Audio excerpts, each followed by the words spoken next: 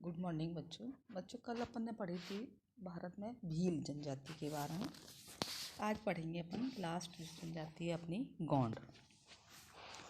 जो गोंड जनजाति है ये भारत की जनजातियों में शुमार है और ये जनजाति जनगणना के अनुसार अगर हम देखें तो ये 8 मिलियन के करीब ये जनसंख्या है इनकी। ये भारत की सबसे बड़ी जनजातीय समूह है। गोंड का मूल नाम कोईतर है जिसके अंतर्गत मुरिया, मारिया, भन्न, प्रजा आदि आते हैं। अब आता है इनका निवास क्षेत्र। गोंड जो जनजाति है वो मध्य प्रदेश की मुख्य रूप से मानी जाती है। ये मुख्यतः बस्तर, चांदा, दुर्ग जिलों में निवास करती है। बस्तर के अलावा इसके मुख्य क्षेत्र हैं वो छत्तीसगढ़, झारखंड, मध्य प्रदेश, आंध्र प्रदेश, कर्नाटक, गुजरात, महाराष्ट्र, बिहार और पश्चिम बंगाल में भी ये देखने को मिलती है। इस जनजाति का अगर हम सकेंद्रण देखें तो विंध्य और सतपुड़ा दो जो पर्वत श्रेणियां हैं इनके बीच वन और पहाड़ी क्षेत्र में देखने को मिलता है। इसके अंतर्गत जगदलपुर, दांतेवाड़ा, कांकेर, धमतरी, राजनांदगांव, रायपुर छत्तीसगढ़, कोरापुट, बालंगीर, भांदरा, चंद्रपुर महाराष्ट्र में, करीमनगर, वारंगल आंध्र प्रदेश में ये इनके क्षेत्र हैं। इनका निवास मुख्य रूप से पहाड़ी और पठारी क्षेत्र में है। पूर्वी घाट के पर्वत इस क्षेत्र में कई खंडों में बिखरे हुए हैं। नदी की घाटियों और समतल भूमि पर भी ये लोग अपना निवास बनाते हैं। अब आते हैं इनके शारीरिक लक्षण। शारीरिक लक्षण की अगर दृष्टि से देखें तो गोंड जनजाति प्राक द्रवण प्रजाति की है, लेकिन रक्त मिश्रण से इनकी शुद्धता समाप्त हो गई है। इनका कद 162 से 180 सेंटीमीटर और जो इनकी त्वचा है उसका रंग काला, बाल काले और रूखे, नाक चपटी, होठ मोटे और सिर गोल। अब आते हैं इनका वस्त्र। ये मुख्य रूप से सूती कपड़ों का प्रयोग करते हैं। पुरुष छोटा सा कपड़ा टांगों को ढकने के लिए पहनते हैं और कभी कभी सिर पर एक छोटा सा टुकड़ा बांध लेते हैं। कुछ लोग पेट और पीठ को ढकने के लिए ऊपर छोटी सी एक कमीज टाइप पहनते हैं जिसको ये बंडी बोलते हैं। स्त्रियां चोली और घाघरा पहनती हैं। किसी उत्सव और पर्व के दिन गोंड स्त्री और पुरुष अपने को सजाते हैं, अनेक प्रकार के जेवर धारण करते हैं। मोर पंख से और पशुओं के सींगों से ये अपने आप को सजाते हैं। आता है इनका भोजन की दृष्टि से देखें तो गोंड का भोजन प्राकृतिक वातावरण पर निर्भर करता है। जो उस क्षेत्र में इनको मिलता है उसी से ये अपने उदर की पूर्ति करते हैं। हाँ, जहाँ पर ये लोग निवास करते हैं वहाँ पर महुआ बहुत बड़े पैमाने पर उत्पादित होता है, तो ये महुए के जो फल हैं उनको खाते हैं। इसके अलावा आम है, आंवला है, जामुन, इमली, खजूर, साबूदाना, कंदमूल ये इनकी जो भोजन है उसकी पूर्ति करते हैं। ये चूहे, गिलहरी, चिड़िया, खरगोश, बंदर, सुअर, बकरी, बतख जो भी जानवर छोटे बड़े मिलते हैं, यहाँ तक कि ये लोग चींटियों को भी बड़े स्वाद से खाते हैं। इसके अलावा ये ताड़, चावल और महुआ इनसे शराब बनाते हैं। इनके यहाँ मद्यपान का, शराब पीने का बहुत प्रचलन है। विवाह और जो भी उत्सव होते हैं ये लोग उस समय मद्यपान इनके यहाँ आवश्यक माना जाता, अनिवार्य है। भाषा की दृष्टि से देखें तो इनकी भाषा गोंडी है जिसका संबंध ऑस्ट्रिक जाति से है। मुंडा, हिंदी, तेलुगु, उड़िया इस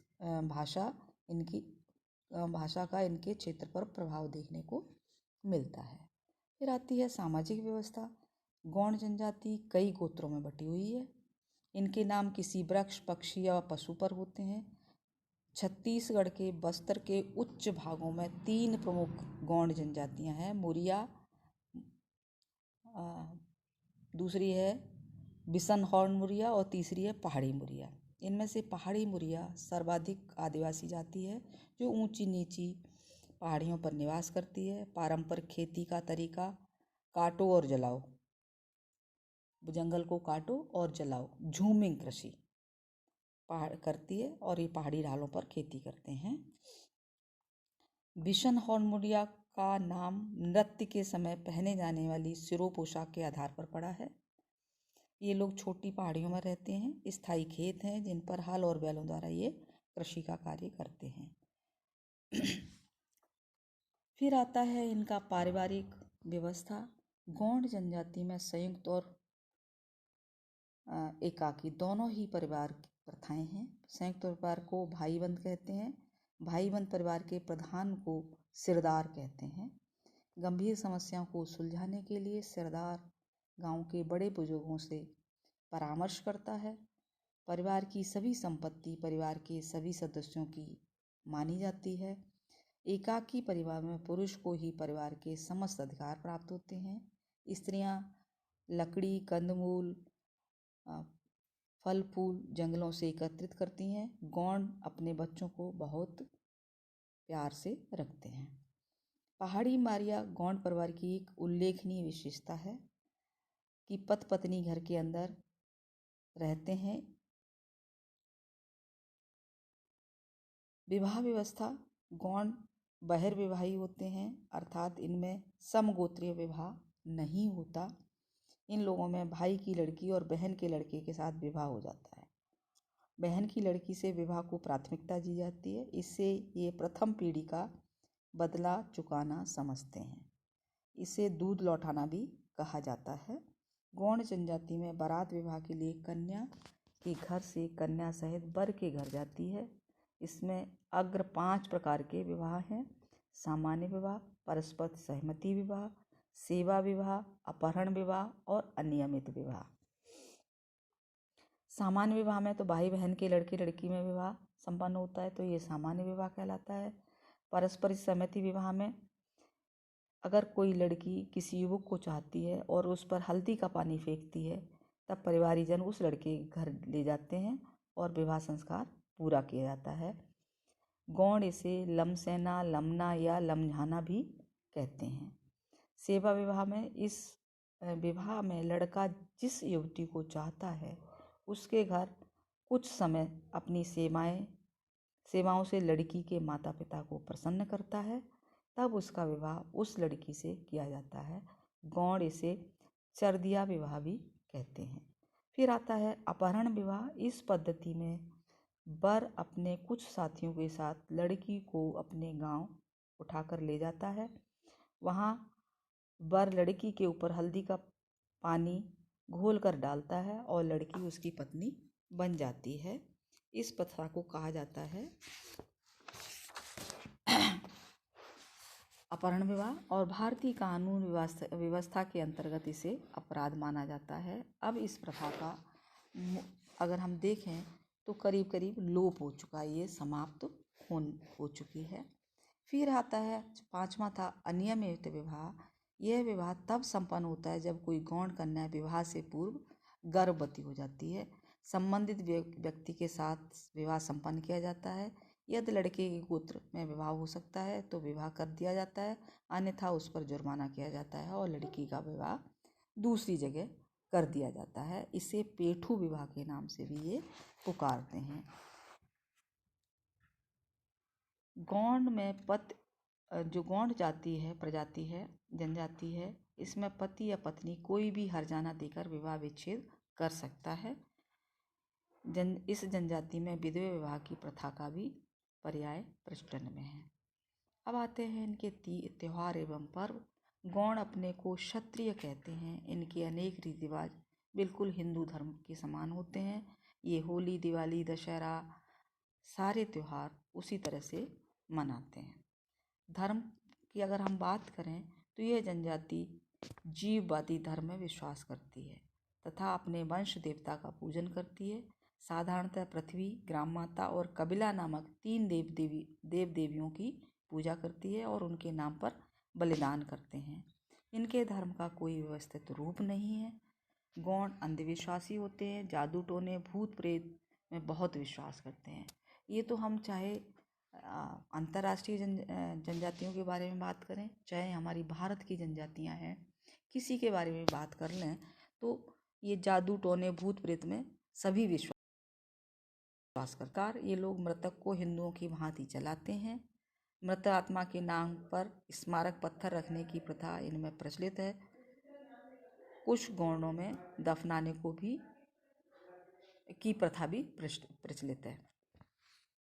अब आती है इनकी आर्थिक जीवन। गौड़ जनजाति के लोगों का मुख्य व्यवसाय कृषि, स्थानांतरण कृषि ज़्यादा करते हैं, जिसे ये दहिया या पेंडा के नाम से पुकारते हैं। इस विधि के अंतर्गत खेतों की प्राप्ति वन काटकर या जलाकर की जाती है। 2-3 वर्ष जब तक मिट्टी उपजाऊ होती है वहाँ पर कृषि करते हैं। जब मिट्टी अनउपजाऊ होने लग जाती है तो उस जगह को छोड़कर अन्यत्र जंगलों को काटकर ये कृषि करते हैं। गौड़ जाति का अधिकांश भाग इमारती लकड़ी से युक्त है। कछारी मिट्टियों में प्रमुख फसलें चावल, ज्वार, बाजरा आदि करते हैं। गौड़ क्षेत्र में चूना पत्थर, डोलोमाइट, बॉक्साइट, कोयला, कच्चा लोहा, मैंगनीज, शीशा, ग्रेफाइट, क्वार्ट्ज, स्लेट, अन्य प्रकार की जो खनिजें हैं वो बहुतायत में मिलती हैं जहाँ पर ये लोग निवास करते हैं। ये लोग शिकार भी करते हैं। उसके अतिरिक्त फल फूल, कंद मूल, जड़ी बूटियाँ भी एकत्रित करने का कार्य करते हैं। कुछ लोग व्यवसाय के कुटीर उद्योग के स्तर पर रस्सी, टोकरी आदि बनाकर बाजारों में बेचकर अपनी जीविका को चलाते हैं। गौड़ जिस क्षेत्र में रहते हैं वह अल्प विकसित क्षेत्र हैं। प्राकृतिक संसाधन वहाँ पर पर्याप्त हैं, परंतु उनका सही ढंग से प्रयोग नहीं किया गया है। वनों के संसाधनों का विनाश गहरी चिंता का विषय है। इस क्षेत्र में लगे सीमेंट, रसायन, लोहे और स्टील के उद्योगों के कारण इनके संसाधनों का ह्रास हो रहा है। यहाँ के लोगों का रहन सहन और पोषण स्तर बहुत नीचा है। भारत और प्रांतीय सरकार गौड़ जनजाति के आर्थिक जीवन को सुधारने के लिए प्रयत्नशील हैं।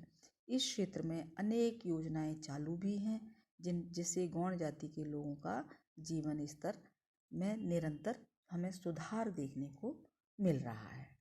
तो ये बच्चों थी आपकी भारत की और अंतर्राष्ट्रीय 6 आपको हमने जनजातियों के बारे में बताया है। 3 तो पिग्मी, बुशमैन और एस्किमो। ये तो थी आपकी अंतर्राष्ट्रीय। और राष्ट्रीय में भारत की हैं भील, गौड़ और नागा के बारे में अपन ने चर्चा की है। तो प्रतिवर्ष बच्चों इनमें से एक प्रश्न अवश्य आता है, चाहे वो कई बार क्या करते हैं, एक राष्ट्रीय और एक अंतर्राष्ट्रीय जनजाति दे के बीच में अथवा लगा देते हैं और प्रश्न पूछते हैं। कई बार भील अथवा गौड़ बोल दिया या गौड़ अथवा नागा बता दिया कि इनमें से किसी का आपको वर्णन करना है। तो कृपा करके आप लोग इनको तैयार करते रहिए। धन्यवाद।